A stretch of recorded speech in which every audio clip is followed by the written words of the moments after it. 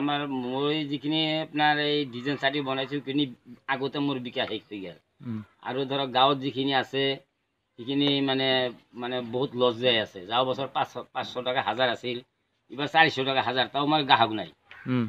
মোৰ খালি এতিয়া নতুন ডাইচ আনাৰ কাৰণে মানে নতুন চেম্পল কাৰণে এইটো মানে আগতে বিকি গ'ল।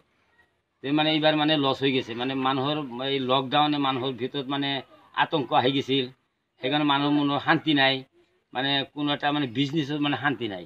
এবাৰ মানে লছ গৈছে। 120 গিৰিমান মানুহ চাকি বনায়, 20 পৰা 30 গিৰ মান হ'ব আর কি। আর বিলাক মানে এই গালা দোকান আছে, বেলেগ খালি চাকি নহয়, টাব বানায় আপনার ডিজাইন, আপনার 10 কেজি পাতিল বানায়।